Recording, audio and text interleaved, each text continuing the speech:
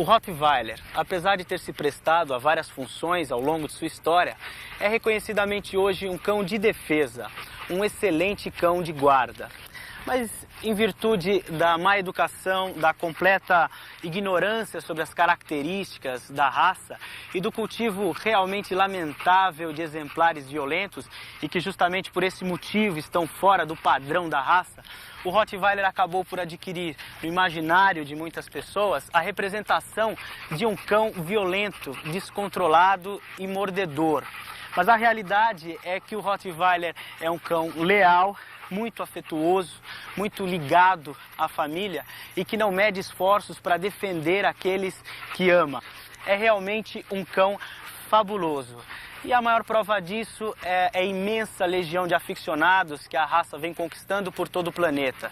São pessoas das mais variadas culturas, gente de todas as idades, de diversas ideologias e que têm em comum a mesma paixão, o Rottweiler. Neste programa você vai ver como surgiu a raça, suas características físicas e de temperamento. Vai conhecer ainda os aspectos fundamentais da educação e os cuidados específicos da raça.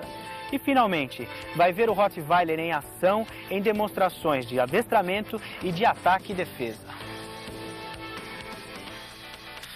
Bom, e para a gente começar a falar então do Rottweiler, nada melhor do que a gente falar com quem entende, quem admira a raça e já cria há um bom tempo.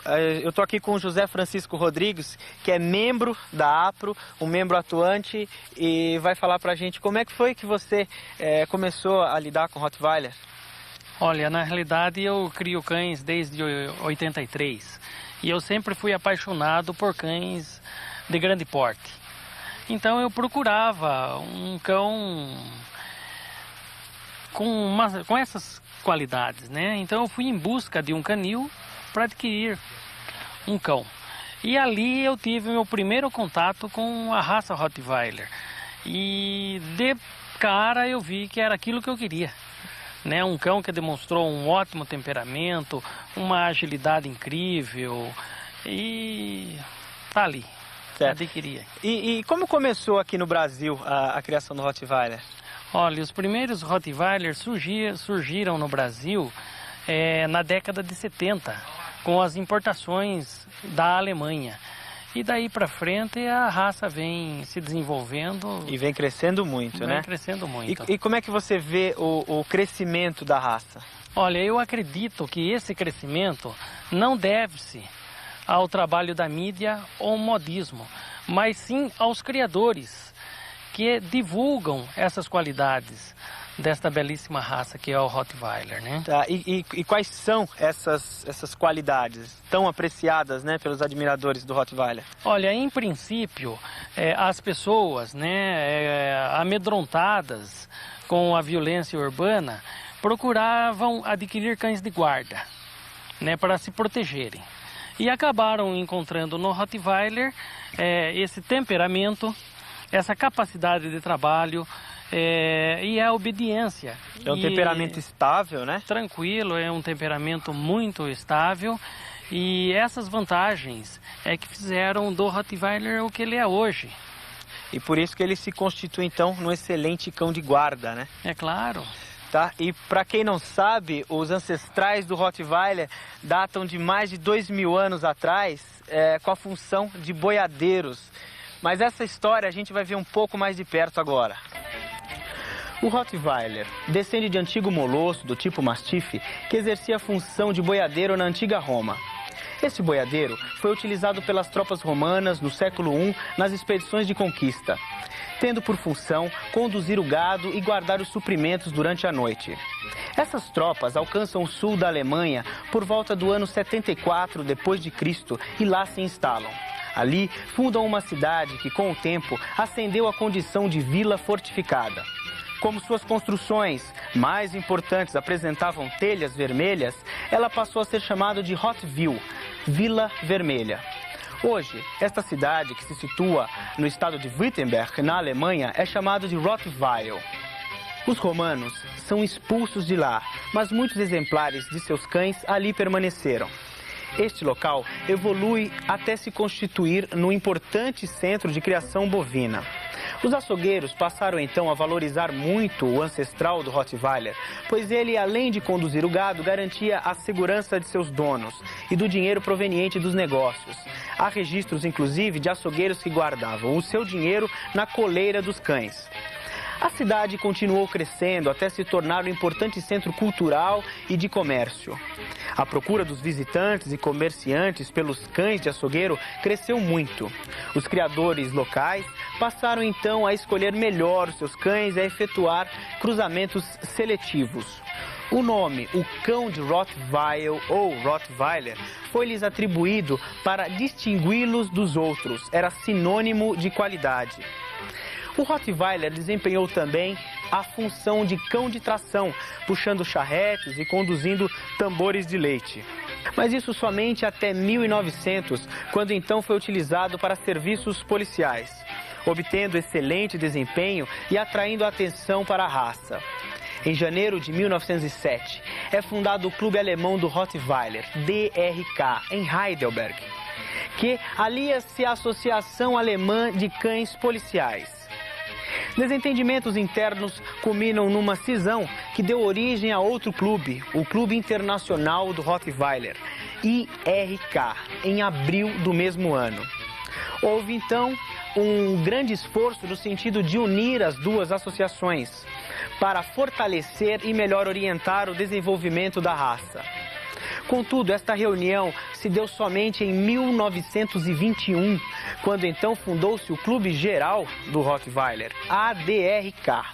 Verificou-se a partir daí enormes diferenças entre as criações dos distintos clubes. Identificadas tais divergências, tem início um esforço concentrado para unificar também o fenótipo dos cães. Finalmente, em 1924, após 3 anos de exaustivo trabalho, o ADRK publica o primeiro studbook e fica então sedimentada a raça.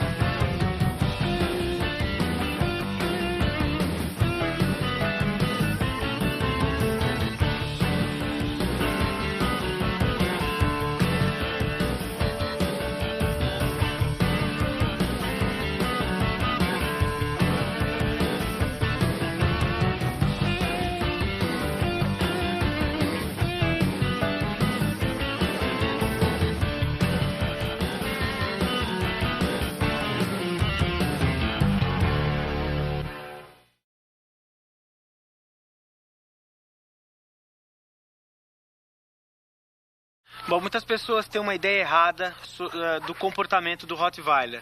Então a gente está aqui com o Orisval Lara, que é membro da APRO e profundo conhecedor do assunto. Lara, dá pra gente uma descrição sobre o comportamento do Rottweiler? Ok. O cão Rottweiler é basicamente amigável, um cão de alta percepção, é um cão que na sua estampa revela primitivismo, é um cão que adora criança, muito apegado ao dono, e adora trabalho. É um cão bastante alerta, de alta percepção. Tá. E ele é um cão rancoroso, não? Eu diria que, a princípio, não. Depende muito da situação com a qual ele também é criado, mas geralmente não. Uhum. E a gente viu em algumas situações de defesa, ele parece ser muito seguro, isso é verdade, né? Ele é um cão seguro de si, né? Geralmente todos os exemplares do cão Rottweiler apresentam a sua segurança, autoconfiança e percepção. Obviamente dependendo também da criação e dependendo de alguma característica hereditária também, que pode ocorrer. E ele é um cão ciumento? Eu diria que a princípio não ou nem tanto. Depende muito também de como ele é desde o princípio, desde filhote criado e, enfim, a convivência com o dono e a família. E é desafiador? É um cão que desafia o dono, que desafia a pessoa que está lidando ou trabalhando com ele? É um cão realmente de autoconfiança, é um cão que a princípio traz um comportamento dominante mesmo, porque ele espera um líder. Se ele não o encontra, ele pode ocupar, ocupar esse lugar. E é um cachorro muito atento, né? É um cão muito atento, alta percepção, como a gente pode ver em algumas imagens. Isso se dá em função da acuidade sensorial dele, sensibilidade né? auditiva e capacidade de percepção muito alta. E por falar em percepção, a gente consegue perceber as reações dele, antecipar as reações dele? Ou seja, ele é um cão transparente? Nem sempre, acredito até que na maioria das vezes não. Tá? Ele consegue, por exemplo, se manter numa situação, por exemplo, que é característico do cão Rottweiler, é um comportamento silencioso, observar para depois ele tomar uma ação. E é carente? É um cão que necessita de muito contato com o dono, com a família. É um cão que eu diria, a princípio, carente sim. Precisa ter isso aí. Não... O cão Rottweiler... Precisa do contato, né? Exato. Não pode ser um cão que você venha manter isolado. Tá. E ele tem algum comportamento que seja característico da raça? Por exemplo, é um cão mais silencioso, é um cão que não late muito, por exemplo. Um outro detalhe, se observarmos ele numa situação comum, que é um pouco difícil, é um cão que tem salto projetado na lateral, quando... É um pulo de deslocamento lateral, por exemplo, numa situação de combate, isso já vem desde as épocas de um cão boiadeiro, digamos assim, então de esquivar-se de algum possível... choque, né? Com alguma agressão. Então... até dizem que se você for chutar um Rottweiler é muito difícil porque ele pula, ele tem esse salto de deslocamento lateral e pega do seu antepassado lateral, essa né? característica também. Tá, e ele tem hábitos noturnos, o Rottweiler? Eu diria que pelo fato Gostar de água eu sei que ele gosta, né? É verdade. Eu diria que o hábito noturno, devido a ser uma situação também mais silenciosa, qualquer barulho, qualquer detalhe que ele venha perceber, né, que ele vai perceber mesmo, vai ser fácil para ele, é um cão de alta percepção, então ele vai notar essas coisas. Agora, é um hábito natural dele, né? Eu acredito que realmente ele tomaria uma ação se perceber qualquer coisa estranha, um barulho, coisa do tipo. E água, essa coisa da água, por que ele gosta tanto de água? Parece que ele entra na água e não quer mais sair.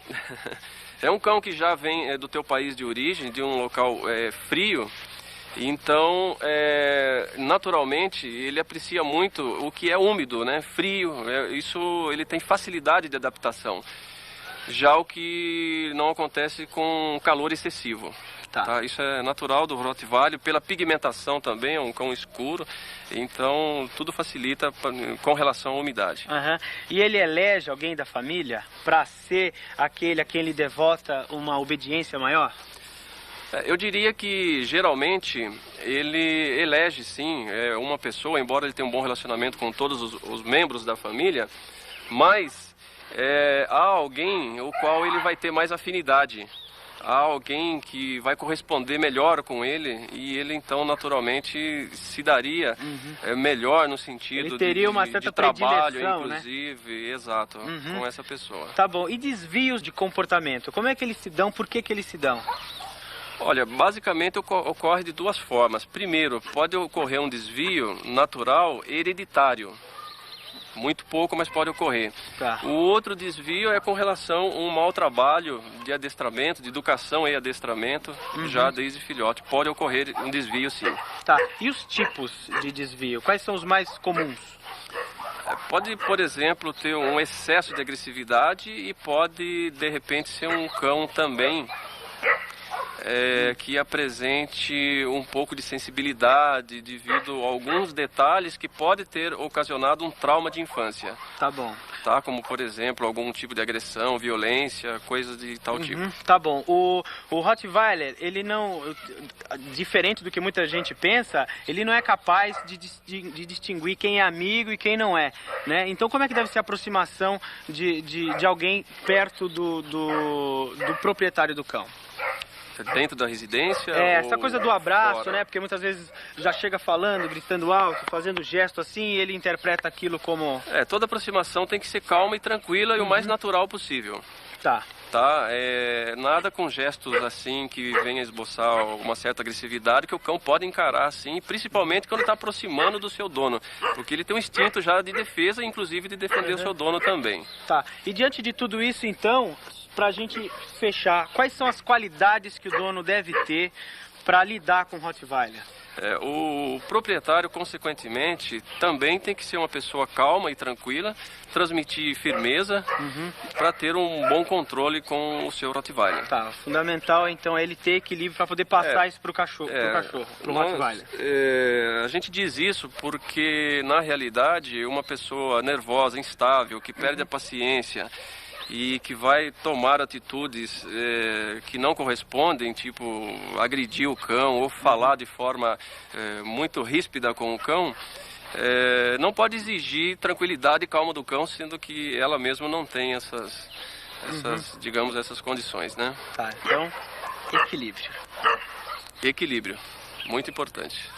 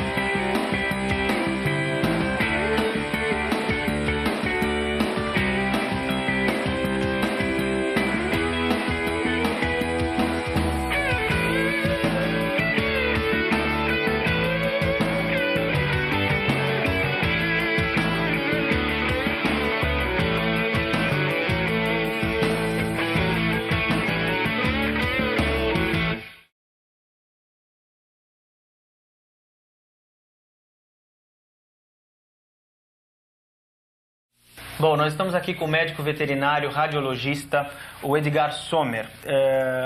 Edgar, existem cuidados específicos do Rottweiler? Olha, os cuidados que você deve ter com o Rottweiler são os mesmos cuidados que você deve ter com qualquer outro animal, né? É fácil, eu diria, criar um Rottweiler desde que você atente algumas peculiaridades. Tá, alguns cuidados, né? Alguns cuidados. Agora, e que cuidados são esses? O que você precisa fazer para você ter, então, um cão saudável?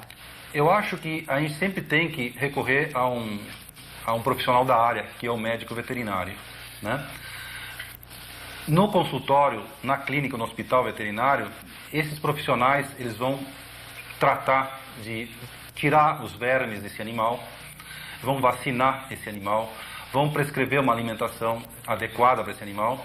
E um animal nessas condições, um Rottweiler nessas condições, ele com certeza vai viver a sua vida com saúde. Certo, observando esses cuidados, você vai ter um animal saudável, né? Com certeza. Agora, o excesso também de cuidados pode trazer alguns problemas, né? Exatamente. Eu vejo que um dos excessos dos principais excessos é a obesidade do animal. É a alimentação, né? Que as pessoas têm em mente que um bom Rottweiler é aquele enorme, né? Exatamente. Aquela massa, e aí eles abusam disso, né? Com certeza. Eu acho que tudo na vida deve ser feito com equilíbrio, né? E na raça é exatamente a mesma coisa.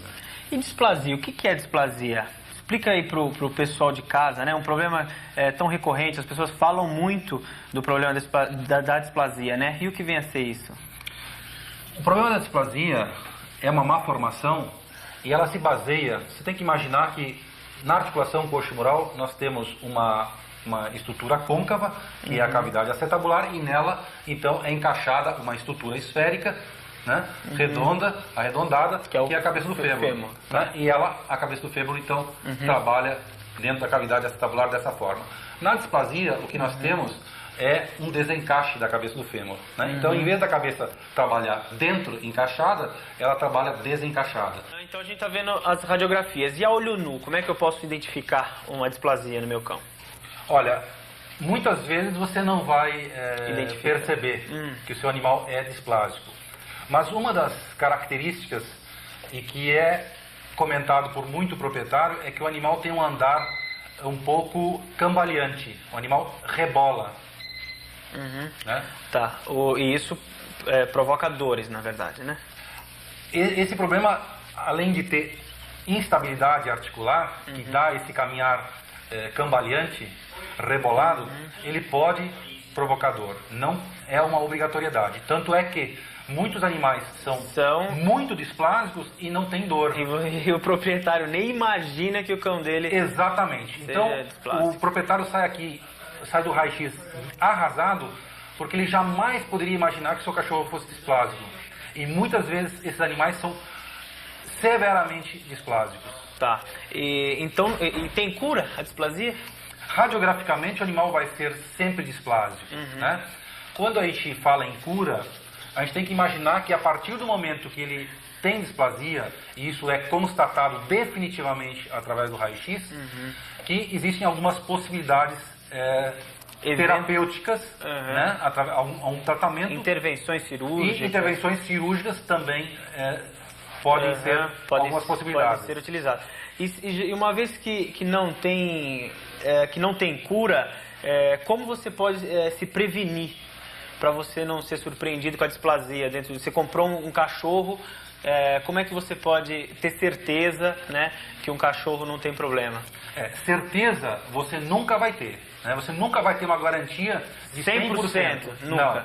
Você vai comprar um animal e para que você tenha quase certeza de que o seu animalzinho que você comprou não vai ter displasia, você sempre tem que ir ao criador e requisitar um certificado, um documento de que os pais, os avós e de preferência os bisavós e assim por diante tenham sido radiografados, e se houve um cruzamento desses animais entre si sem displasia, a chance de o seu filhote que você adquiriu é muito maior de que ele não vai ter displasia. E o que está sendo feito para o controle da displasia? Olha, a proposta do Colégio Brasileiro de Radiologia Veterinária é exatamente fazer com que todo veterinário, seja ele qual for, desde que ele tenha um equipamento de raio-x suficiente para uma boa radiografia, de enviar essa radiografia a essa instituição chamada hoje de Colégio Brasileiro de Radiologia Veterinária, que é constituído por profissionais altamente gabaritados para um diagnóstico acertado da displasia coxo-femoral. Né? Então, todo o futuro proprietário de um animal, o futuro criador de um animal, especialmente no caso aqui da raça Rottweiler, ele deve sempre exigir um certificado do Colégio Brasileiro de Radiologia Veterinária. Tá, então quer dizer que na verdade tem o seu trabalho já de pegar uma radiografia e uma entidade por trás que vai estar avalizando as condições do seu animal, né? Exatamente. Tá, então observando isso você vai ter um cachorro com boas condições de não ter displasia, de não ter esse tipo de problema, né? Exatamente. Então tá bom. Obrigado, viu, Edgar? De nada. Até logo. Bom, nós vamos falar agora de um assunto muito importante, que é a educação. A educação que é feita, um trabalho importante que é feito anteriormente ao trabalho de adestramento. Para isso a gente procurou o Tenente Ayrton, que é juiz de adestramento. Tenente, qual é a importância da educação? Por que as pessoas têm que educar o seu cão? A educação ela tem importância muito grande e ela é a base para tudo. Porque é nesse período que o cão tem uma facilidade maior de gravar tudo que está ao seu redor. Para isso, nós temos que tomar cuidado e estabelecer hábitos coordenados. E através de estímulos positivos desde pequeno, já devemos incentivar sempre aquele comportamento adequado.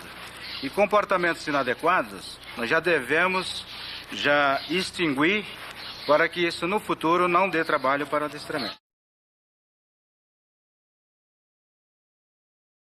E qual a importância do contato da família nesse trabalho de educação? A importância do contato da família é muito importante e ela deve ser feita de igual para todos. E as vozes, a maneira de falar com o cão tem que ser de maneira clara, sem irritação, sem gritos, e tem que estabelecer palavras, códigos, que as pessoas sempre usem daquele código. Okay. Tem que ser colocado em comum, né? Comum, todo mundo tem que falar a mesma língua. Todo mundo tem que falar o mesmo código. Porque senão alguém dá um comando errado para o cachorro, aí ele é punido, o outro vai e recompensa pelo aquele mesmo hábito, ele não vai saber distinguir ele não consegue distinguir o que é certo e o que é errado. O que estraga o comportamento de cão são que muitas pessoas acham que o cão é um ser humano.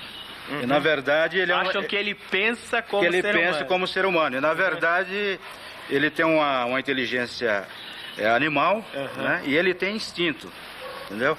E nós não devemos dar carinho em excesso, ou a gente estabelecer hábito errado e na mesma hora a gente está impaciente e quer que o cão entenda que ele não pode fazer aquilo no mesmo momento. Esse carinho em excesso que você diz, você está querendo se referir à recompensa, ao prêmio, né?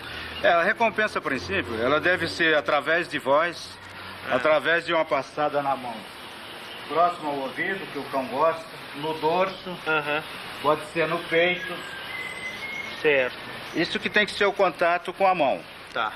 E é através da voz, que tem que ser uma voz sempre clara, determinante e com segurança.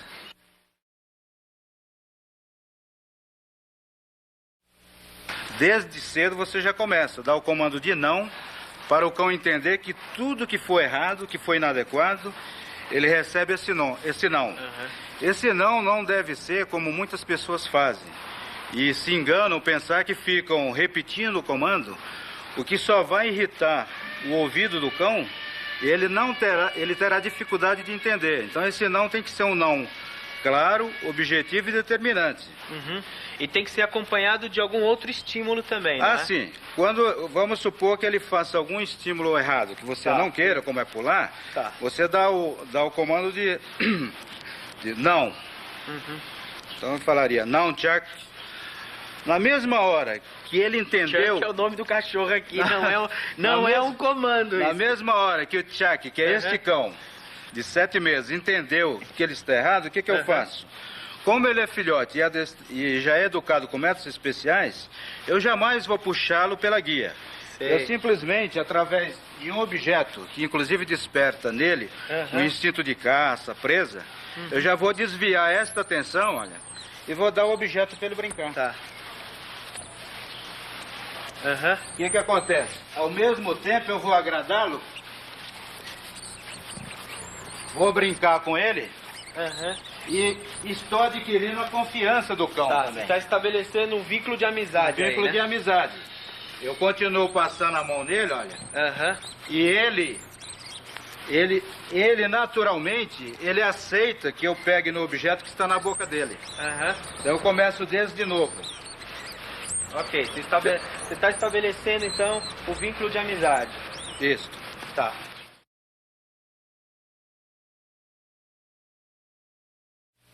Tá, agora nós vamos falar então do desenvolvimento desse trabalho de educação e tal, quando o proprietário vai poder obter do cão obediência, né? Você vai chamar, ele vem, você anda, ele anda junto de você e tal.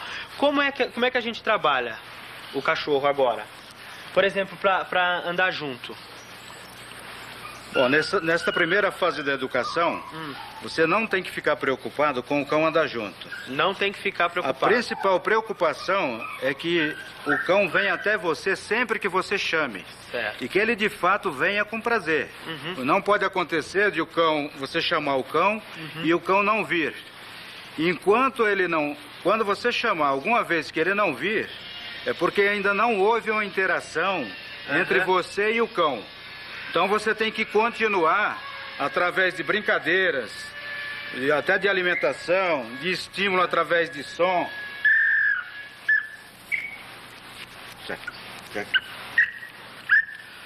Você já tem que ir estimulando os sentidos do cão. Para que ele tenha prazer e para que ele sinta prazer e vir até você. Isso acontece muito quando o cachorro foge, né? Quando o cachorro sai, primeiro que ele fugiu, você não tem um vínculo de amizade muito grande com ele. Ou então ele está muito confinado e ele precisa correr. Aí na hora, o sujeito chama o cachorro chega e ele ainda repreende o cachorro, né? E aí ele começa a associar, ou fala assim, pô, ele me chama, pra que eu vou, né? Eu vou ser repreendido, né? Bom, isso que você falou é verídico. Inclusive, isso já funciona até para cães que têm adestramento. Você nunca deve chamar o cão para repreendê-lo com a guia. Ou dar vacina, ou qualquer coisa que venha a ser muito fora do normal. Não, porque ele vai entender sempre que ele vai vir e não vai ser recompensado. Lá vem ele de novo me chamando. Justamente. Então, sempre que você chamar o cão, você deve chamar, inclusive muitos proprietários confundem que tem que correr atrás do cão. Quanto mais você corre nervosamente atrás do cão, mais você está estimulando ele correr mais. Ele vai interpretar isso como jogo, de brincadeira, às vezes como brincadeira, e você vem, eu vou. Você corre, ele corre. Entendeu? Então você tem que sempre voltar em sentido contrário. Para isso você em sentido quando você está até assumindo a brincadeira. Então vamos brincar, mas você vai fazer o que eu quero. Aí você corre pro outro lado e tal. E isso você pode ser feito através de um objeto, de um brinquedo, porque ele está acostumado. Quando você associar a batida de um estímulo, que é a brincadeira dele, ele já vai vir para mim. Certo. Já conseguiu atrair a atenção dele. Já consegui atrair a atenção. Quando ele chega, o que eu faço? Eu agrado bastante, né? Porque o estímulo positivo tem que ser sempre maior do que o negativo quando você está educando o cão. Então eu agradei bastante. Você até fala uma coisa de muita fala e pouca exigência, né? Eu acho importante. Com o filhote, você tem que conversar mais com ele. As pessoas às vezes falam assim, mas eu preciso só dar comando. Não. De preferência, você pode falar um monte de coisa. No caso do Tchak, Tchak, eu acho você bonito. Mas naturalmente, pode andar com ele. Agora, na hora que você for dar o comando de aqui, ou que você for dar um estímulo negativo com o não, você tem que dar com firmeza. Aí você tem que mudar aquela sua postura.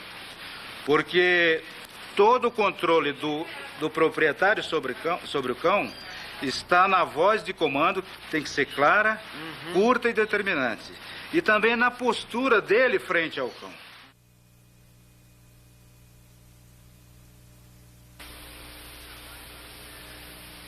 Esse trabalho é diário? Quanto tempo de trabalho com o animal? Bom, nesse período de educação, as aulas são curtas e devem ser frequentes. Você deve conversar mais, mas não deve, por exemplo, se o cão, você deu 15 minutos de aula e o cão correspondeu àquilo que você deseja, não adianta você ficar insistindo, porque ele cansa e você vai provocar um erro e vai provocar uma falta de prazer pelo exercício. Então ele fez correto, você para, conversa com ele e agrada. Agora, sempre que for parar esta atitude, nunca para na brincadeira, porque senão há uma extinção de comportamento. Ele grava só a brincadeira e esqueceu os comandos. Então, sempre que você for parar a aula, você estabeleceu um horário, que você for parar, você para com o exercício. Depois, terminou, dá o comando de passear, vai embora e deixa ele com aqueles comandos. Tá.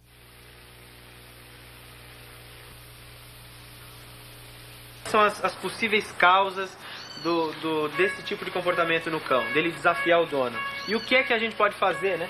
Bom, o que acontece com o desafio dono, que a gente ouve muito, se você fizer uma educação correta, certamente você não vai ter esse problema. Porque o que acontece mais é o seguinte, as pessoas nunca exigem nada do cão. Desde novo, 3 meses. Sim. E dá tudo que o cão quer. E algumas vezes eles chegam até, são orientados a bater com jornal, a fazer outras coisas, ou com a mão. E isso no futuro, depois que o cão adquire uma certa idade de segurança, o que acontece? A um simples gesto dele, vai haver uma reação dele também de defesa e poderá avançar no dono. Então, voltando mais uma vez, o dono tem que estabelecer hábitos coordenados desde filhote e um timbre de voz que seja agradável para o cão e nunca seja palavras irritantes. Ela tem que ser com clareza, tem que ser determinante e com compreensão. Porque a partir do momento que você transmite angústia, raiva ao cão, ele certamente vai receber isso no seu interior. E vai depois voltar contra o proprietário.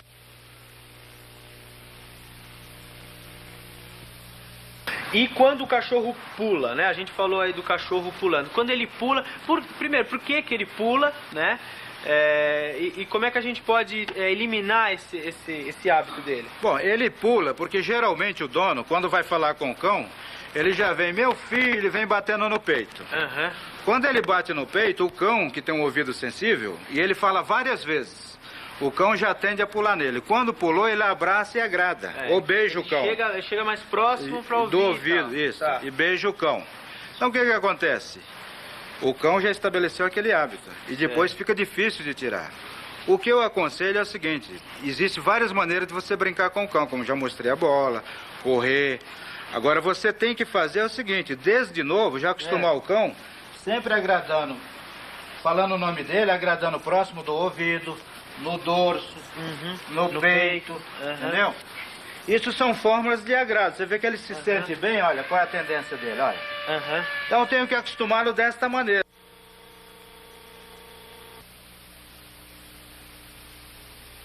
Bom, então esse trabalho que a gente viu, que é um trabalho importante até os 5 meses, é tudo isso que a gente viu. Agora, o trabalho de 6 meses até o 8º mês, que é o trabalho que antecede o adestramento, qual o trabalho que é feito? Bom, Luiz, essa segunda fase, a segunda fase de educação até o 8º mês, são todos aqueles comportamentos estabelecidos até o 6º mês.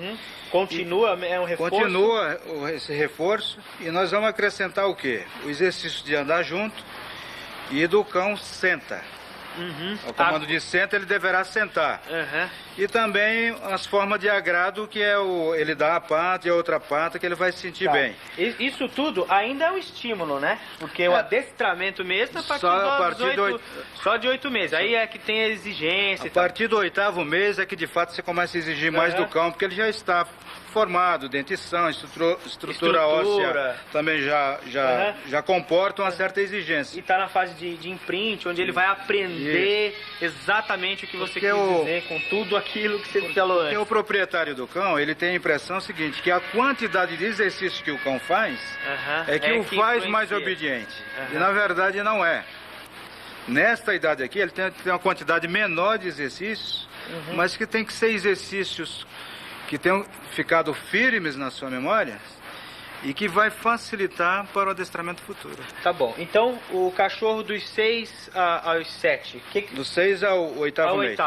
Então, o que eu vou fazer aqui? Eu já começo a ensinar a andar junto. Como ele tem prazer já em me acompanhar, o que acontece? Eu não terei dificuldade, entendeu? Junto.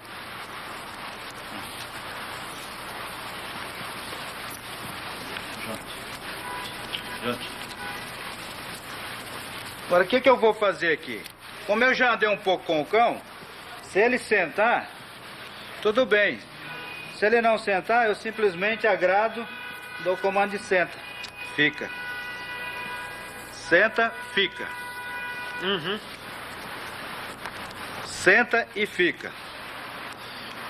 Outra forma de agrado é isso aqui, ó. Ele aproveita e já dá a pata. Então, dá a pata. Outra pata. E ele já está condicionado, sempre aquela coisa essa, né? Primeiro a direita e depois a esquerda. Então o que acontece? Eu devo, até o 8º mês, ficar preocupado com esse exercício. Eu deixei ele deitar para você observar o seguinte, que quando você anda um pouco com o cão, a tendência dele já é sentar. É uma posição natural. E se ele cansa um pouco mais, que no caso nós estamos trabalhando com ele, a tendência dele já foi deitar. Entendeu? Então não tem que ficar preocupado puxando a guia para ele sentar e nem para deitar. Certo. Entendeu?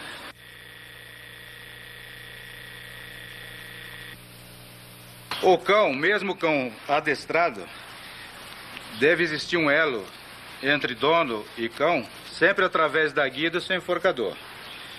E esta guia, inclusive, é para que você, ao passear com o cão, ande sempre com o cão na guia. Certo. Mesmo o cão adestrado, não existe isso de você andar com um cão solto na rua. A não ser que seja num local que você tenha segurança para fazer isso. Ainda assim não é recomendável, né? Ainda assim tem que ser com muito critério e cuidado. Sei. Entendeu? Porque ele pode se assustar, pode avançar numa criança, pode... A gente nunca sabe o que pode acontecer. Ele pode brigar com outro cão. Então tem vários fatores que a gente deve evitar de soltar o cão. Tem que andar sempre na guia. Ele tem que andar o mais natural possível. E ele...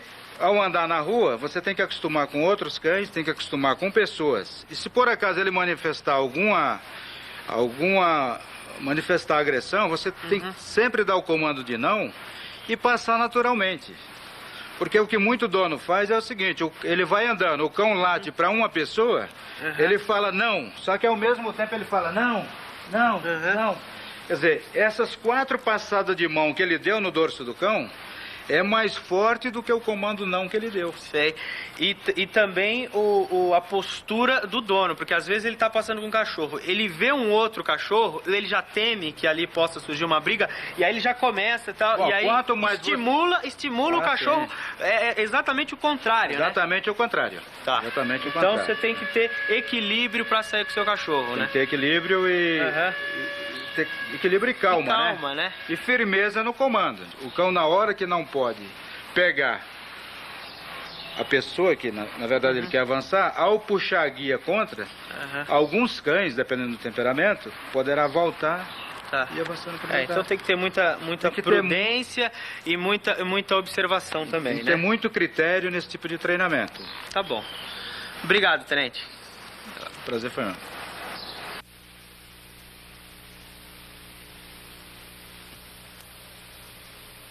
Bom, para a gente avaliar o instinto de defesa do cão, do Rottweiler, a gente vai fazer uma simulação agora para ver as reações que estão implícitas numa invasão, tá?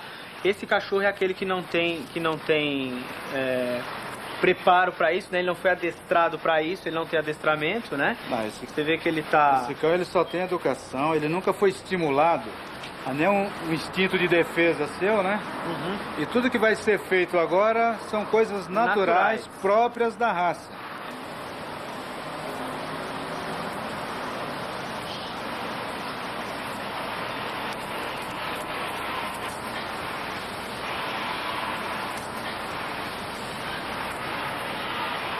Ele aguarda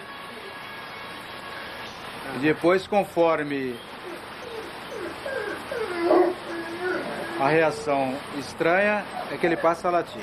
Certo. Então agora a gente vai ver um exercício de defesa com o cão pronto, né? Que a gente pode perceber que ele já é uma reação natural, porque na verdade ele recebeu um treinamento para isto, né? Foi muito mais rápido. Na verdade ele nem viu o figurante ainda, ele só está constatando a nossa presença aqui. Mas houve uma percepção dos passos da pessoa próximo ao seu território. É por isso que ele começou a responder com latido, senão ele não latiria. Agora o figurante já está entrando? O figurante está... Ih, já chamou toda a atenção para ele. Agora nós temos a figurante que está simulando, seria uma pessoa tentando entrar. Ele tá testando o temperamento do cão, ver se ele tem tenacidade e permanecer em guarda. Tentando até intimidar o cachorro. Com gestos intimidativos. Porque eles tentam isso. Agora, se não for possível, eles desistem e vão tentar de outra maneira. Certo. O nível de atenção dele é muito alto, né? Nesse caso aí, é muito alto e a sua percepção também muito elevada. E ele é um cão seguro mesmo, porque você vê que ele latiu, ele parou, ele não está desesperado, porque não está vendo mais o figurante, está esperando. Ele continua em direção onde estava o figurante, ele continua atento. Bom, agora o invasor já está entrando, né? E o cachorro prontamente já o ataca, né? Ele já é em defesa do seu território, que é a função dele. Nem pensa duas vezes, entrou na área dele... invadiu a área, ele já reage naturalmente, né? Que é com segurança, demonstrando a sua O tempo de reação é muito bom. É muito bom. Ele é obediente, você vê que ele está esperando a ordem, mesmo excitado com a situação, né? Isso. E ele continua sempre vigilante e atento a qualquer outra reação que possa acontecer.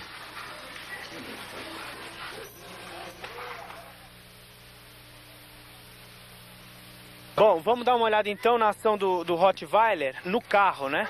Até agora a gente mostrou ele dentro do território e agora é um território diferente, na verdade, Agora é né? diferente porque ele está dentro de um carro com o seu proprietário.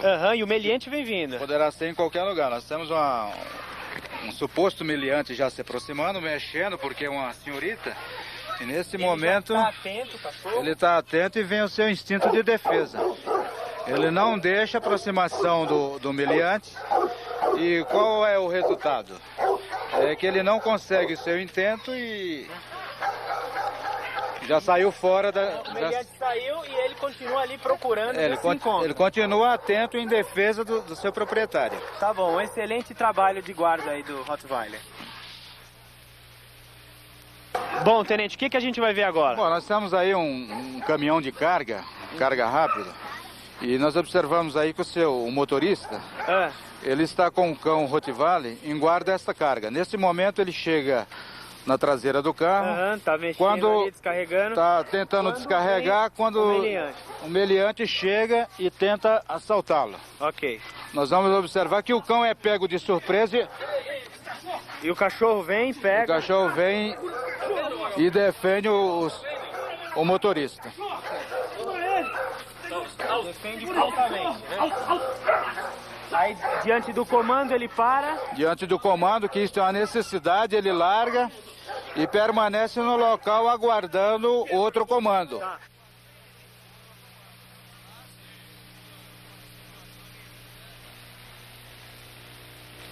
A gente veio aqui até o canil do seu Johannes e da dona Rosália, que é o canil Halstenhof. Seu Johannes, quais são as características gerais da criação do Rottweiler? Em poucas palavras, o cão Rottweiler é exigente com seus donos. Ele exige presença, ele exige carinho e afeto, que ele está sempre pedindo que o dono esteja junto com ele. É um cão que conquista ou quem já teve um, mais que as outras raças que eu já tive contato,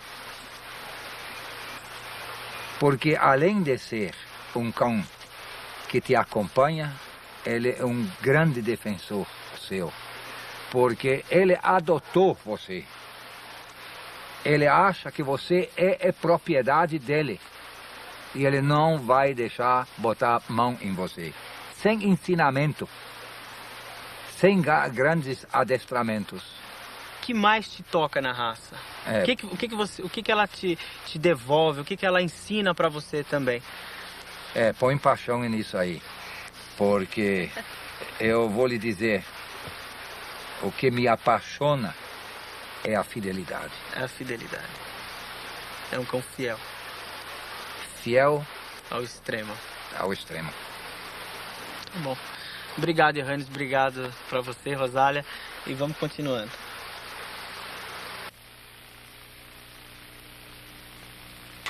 Bom, muita gente fala do padrão, mas pouca gente sabe para que serve o padrão.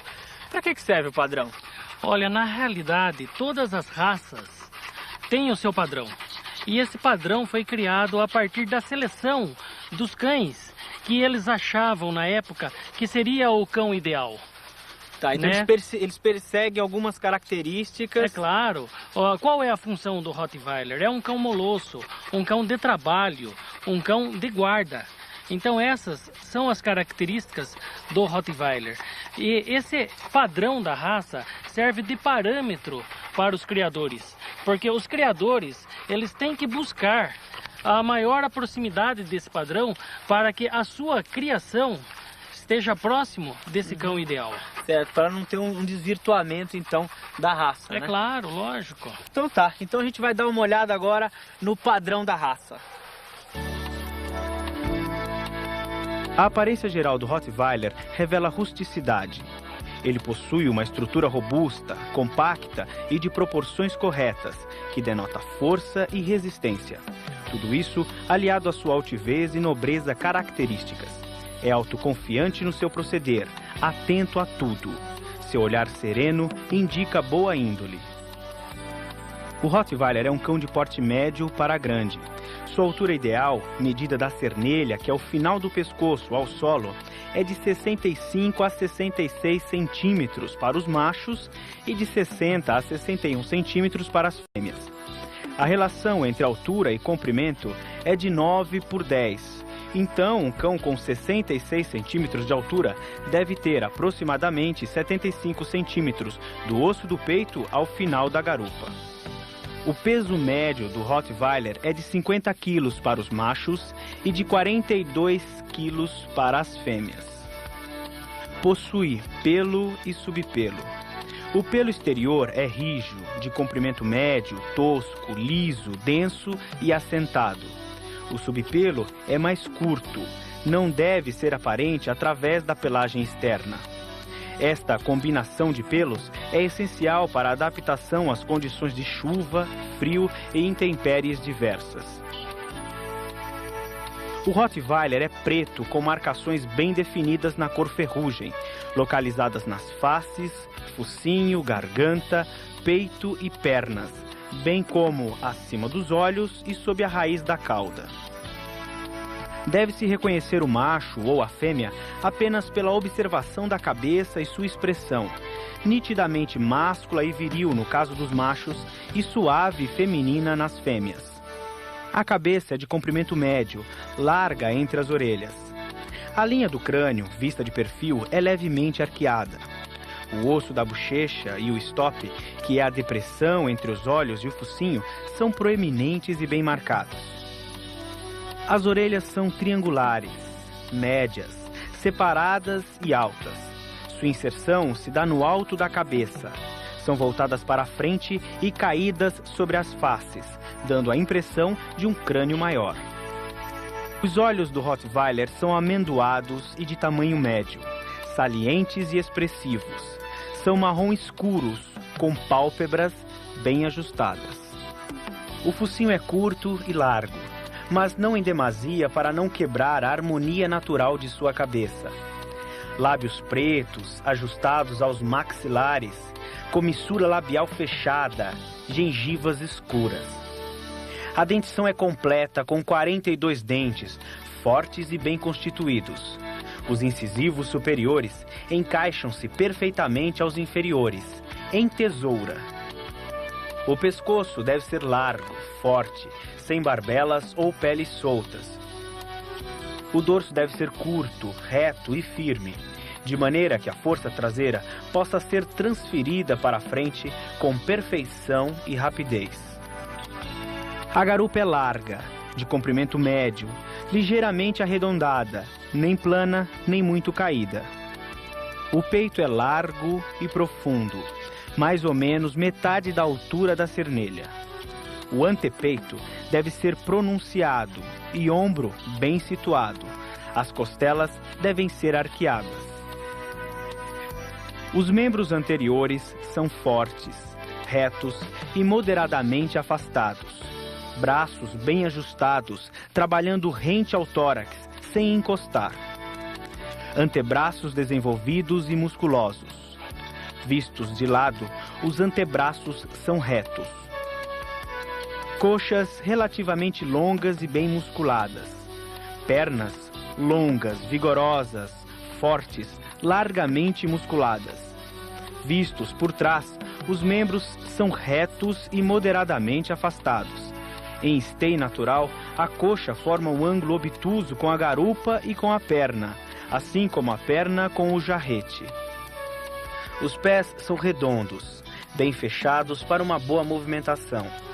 Almofadas plantares duras, unhas curtas, pretas e fortes. Os pés traseiros são ligeiramente maiores que os dianteiros. O Rottweiler é um trotador por excelência. Durante a sua andadura, o dorso permanece firme e relativamente imóvel.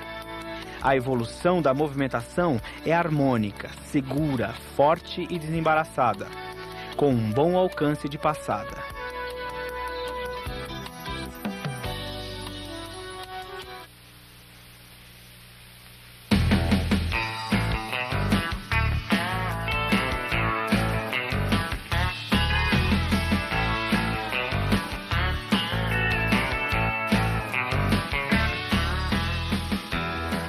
Bom, o Rottweiler é tudo isso que vocês puderam acompanhar conosco.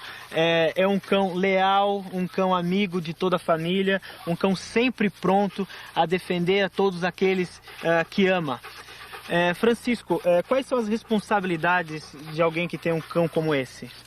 Olha, para se criar um Rottweiler, o fundamental não é conhecimentos técnicos, mas sim muita responsabilidade. Mesmo porque conhecimentos técnicos você pode obter nas associações, né? É claro, e associando-se à APRO, você terá acesso a todas essas informações.